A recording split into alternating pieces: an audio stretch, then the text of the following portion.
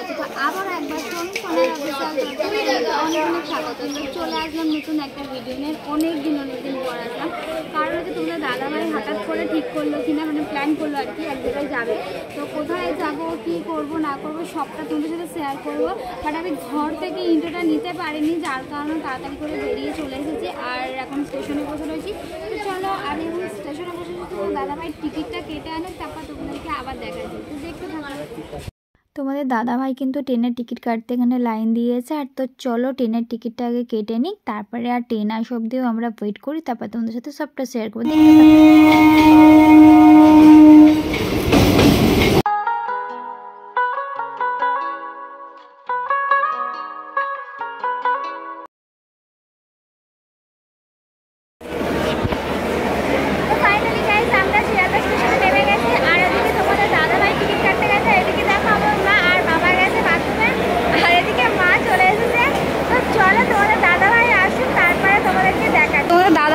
মানে ছুটেছে। আর ওদিকে 4 নম্বর প্ল্যাটফর্মে লেখা আছে কৃষ্ণনগর, ঠিক আছে? তো আমরা কৃষ্ণনগর ট্রেনেতেই উঠবো। তো চলো দেখতে থাকো।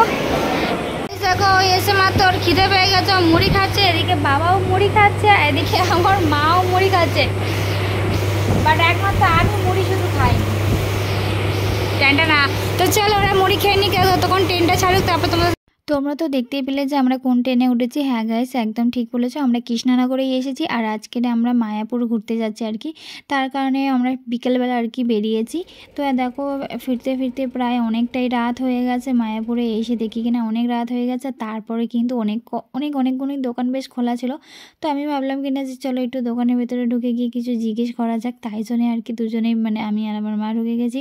আর তোমাদের দাদাভাই এখান থেকে আমাকে অনেকক্ষণ ধরে ডাকছিল, বাট আমি সারাদিনই। তো চলো এখানেই ভিডিওটা শেষ করলাম, সকালবেলা দেখাচ্ছে।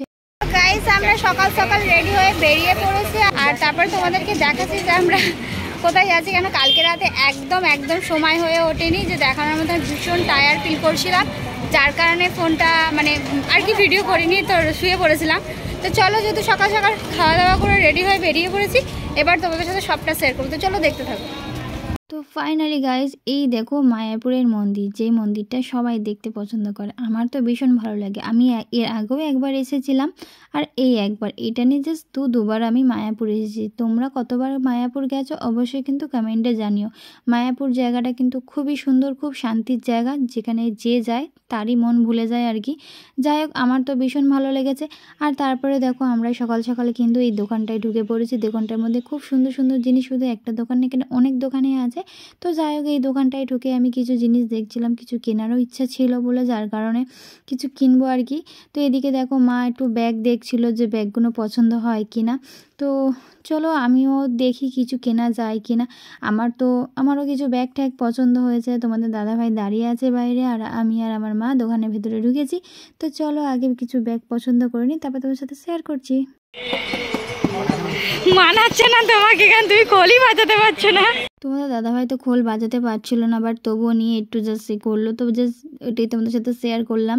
আর এদিকে দেখো মায়ের একটা ছোট্ট একটা হার পছন্দ হয়েছে, সেটা মা বললো এখানে একটু পরিয়ে দিতে। তো মাকে হারটা পরিয়ে দিচ্ছিলাম। আর মাকে পরানোর পর কেমন লাগছে অবশ্যই কিন্তু তোমরা কমেন্ট করে জানিও, ঠিক আছে?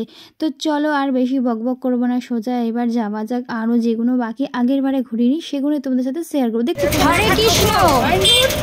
তো আমরা টোটো করে উঠে পড়েছি, আর এখন টোটো করে আমরা বেরিয়ে পড়েছি মাসির বাড়ি। আর যেতে যেতে দেখো এখানে একটা মন্দির এত সুন্দর, কি বলবো তোমাদেরকে। আর আমরা দেখো টোটো করে বেরিয়ে পড়েছি।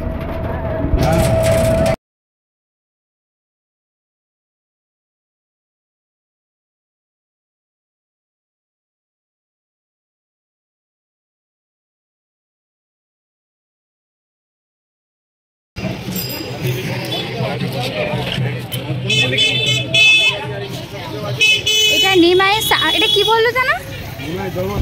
এটা নিমাইয়ের জন্মস্থান, যেখানে নিমাই জন্ম নিয়েছিল আর কি, সেইখানে। ওমা গো, বাবা কামড়াবে না তো? এই কলা খাচ্ছি।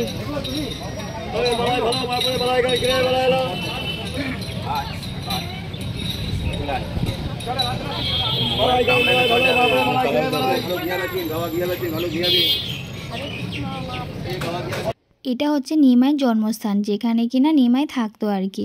যাই হোক, তারপরে ঢুকতে না ঢুকতে এই সামনে এই যে পদ্ম তুলসীতলা মন্দির মানে স্থানটা আর কি এত সুন্দর লাগলো, কি বলবো তোমাদেরকে, জাস্ট বলে বোঝাতে পারবো না। আর যেখানেই যাচ্ছি না কেন এত সুন্দর সুন্দর মন্দির, আর তার মধ্যে রাধাকৃষ্ণগুলো এত সুন্দর, জাস্ট দেখেই মন ভরে আছে। তো যাই হোক, এদিকে আমিও একটু ঘুরে দেখলাম আর কি। আর সামনে তো তোমরা দেখতে পেলে যে কতগুলো মাঙ্কি বসেছিল, তো দেখে খুব লাগছিল। তো যাই হোক, এখানে এটা দেখো, এখানে ক্যামেরা মানে অ্যালাউ ছিল না, তবু আমরা একটু লুকিয়ে ক্যামেরা করলাম, যেহেতু তোমাদের সাথে শেয়ার করতে হবে বলে।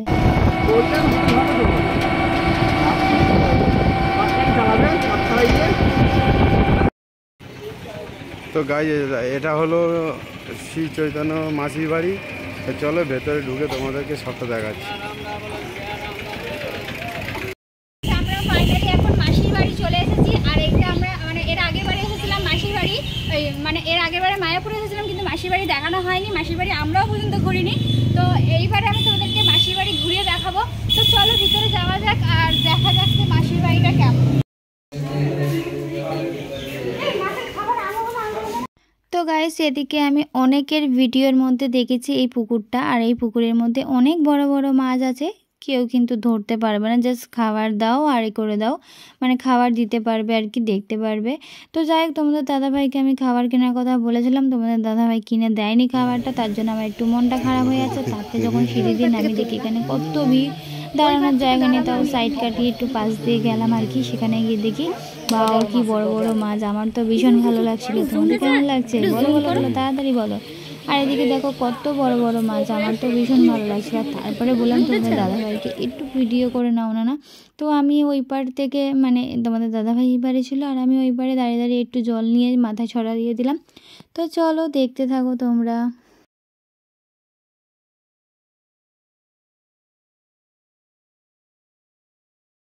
মায়াপুরে এসে এতগুলো মন্দির দেখবো সত্যি কথা কোনোদিনই ভাবিনি। এর আগের বারে কিন্তু আমার দেখা হয়নি, আর এবারে এসে এত দেখছি আমার পা তো ব্যথাই হয়ে যাচ্ছে। আমি টং টং করে হাঁটতে হাঁটতে চলে যাচ্ছি, আর তোমাদের দাদাভাই পিছনে ছিল। তো যাই হোক, এখানে আরেকটা মন্দির দেখো, এত সুন্দর, মানে চারিদিকটা যেন শান্তি আর শান্তি, মানে এত সুন্দর যেন মনে হয় যেন এখানেই থেকে যায়, এরকমই একটা অনুভব হয় মনের মধ্যে। তো যাই হোক, এখানে মানে তোমরা দেখতে থাকো, তারপরে পুরো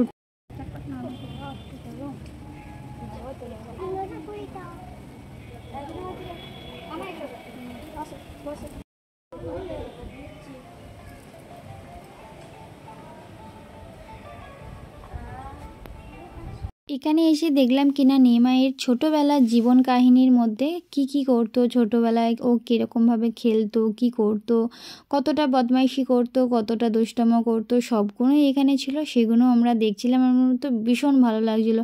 তো যাই হোক, এখানে ক্যামেরা অ্যালাউ ছিল না, তবু লুকিয়ে লুকিয়ে যতটুকু করেছি ততটুকুই তোমাদের সাথে শেয়ার করলাম। আর নিমাইয়ের ছোটোবেলা যতটুকু পেরেছি তোমাদের সাথে সবটাই শেয়ার করেছি, তারপর তোমরা দেখতে থাকো।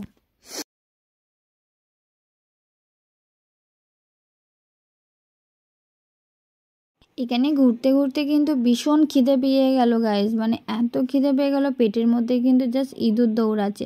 তাই জন্য বললাম কি না এটাই লাস্ট দেখবো, আর কোথাও দেখবো না, এবার সোজা যাব পেট ভোজন করতে। কারণ আর পেটে আর সহ্য হচ্ছে না, যতক্ষণ না পেটে কিছু দিচ্ছি ততক্ষণ আর চলতে পারছি না। সেই জন্যই আমরা বেরিয়ে গেলাম সোজা খাবারের দিকে। তো কোথায় খাওয়া দিচ্ছে না দিচ্ছে, এর আগেরবারেও আমরা তোমাদেরকে দেখেছি, আর এবারেও সেখানেই যাবো, তো দেখতে থাকো। তো গাইজ সব দেখো এখানে খাবার পাওয়া যায়। তো গাইজ দেখো এখানে সকালে দুপুরে খাবার পাওয়া যায়। এটা হচ্ছে মহাপ্রভুর ভোগ, আর এখানে 40 টাকা করে টিকিট পাওয়া যায়।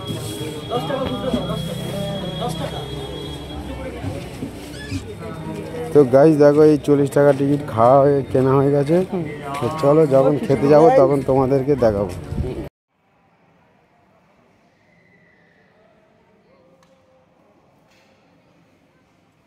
তো গাইজ দেখো তোমাদের সবটা দেখানো, আর এদিকে দেখো ওয়েদারটা কত সুন্দর লাগছে। আর আমরা বাড়ি ফিরছি, এখানেই ভিডিওটা শেষ করলাম। যদি তোমাদের ভালো লেগে থাকে তাহলে লাইক, কমেন্ট অ্যান্ড শেয়ার করো, আমাদের পাশে থেকো। চলো নেক্সট ভিডিও দেখার জন্য তোমরা রেডি থেকো।